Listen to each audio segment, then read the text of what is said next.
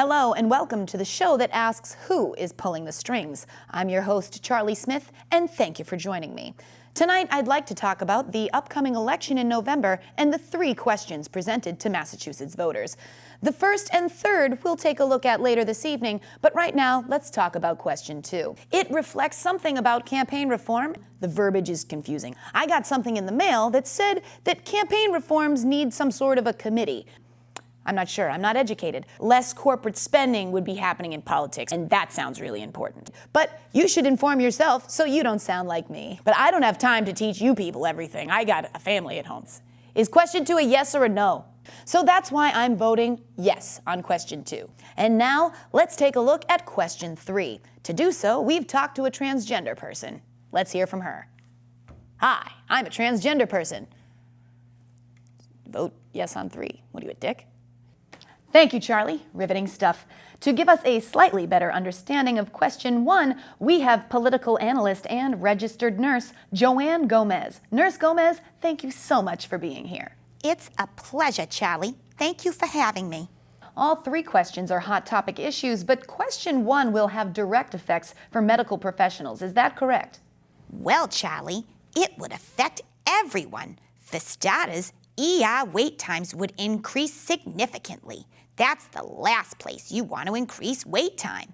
On top of which, the Massachusetts Nurses Association's proposed ballot would add an estimated $1 billion increase in new costs. That is steep. And that's annually.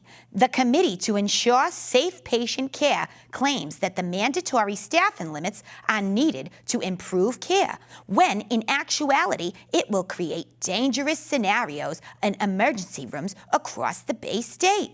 The claim is that hospital administrators are greedy and taking profits for themselves instead of hiring nurses, when in reality, government-mandated nursing staff ratios would decimate our small community hospitals. So there are not currently enough nurses to satisfy these limits? Absolutely not. The limits are too strict. Additionally, techs, sitters, and secretaries would lose their jobs as hospitals are forced to hire more nurses.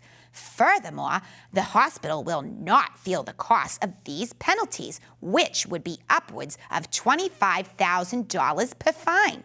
The patients of Massachusetts will feel that financial burden, not the hospital. Now, could you give me a scenario of specifically how Massachusetts patients will be affected? If question 1 was to pass, I could have 4 drunk patients sleeping off a wild night in the ER, and I couldn't take in someone with chest pain because of this mandated ratio. Wait, do you mean literally? Like if I show up to Lowell General Hospital, Lawrence General, I would be turned away? That is correct. This is a reckless way to solve patient and nurse care concerns. Another example, if a nurse gets sick or injured and needs to go home, those patients that were assigned to that nurse need someone to care for them. This would limit life-saving choices that nurses have to make. One patient may be stable or being discharged in less than an hour. Let the professionals decide what's best in each case. Do you want your child with a concussion to wait until a patient is given the okay to leave? Wow, important stuff. Thank you so much, Joanne, for being here. My pleasure. Thank you so much, Charlie, for having me here today. Next up, Dennis Jansen was one of the candidates running in the recent primary election. He claims his name didn't end up on the ballot. Thank you, Dennis, for speaking with me today. My pleasure. Now, you had your eye on the primary election, did you not? I was supposed to be a candidate, but that Charlie Baker sabotaged me. Sabotage, that's a mighty big accusation. I tried to run, and he went and had me taken off the ballot, citing that puppets can't hold public office. What is this, communist Russia? It's craziness. When will puppets have their day? Well, can they run for office? I don't care for your tone. Okay, let's press on. All major news outlets back... News outlets, major news outlets. Everyone knows they don't care about PI. PI? puppets' interests. Oh, that Charlie ran a smear campaign and is no friend of fabric folks. See?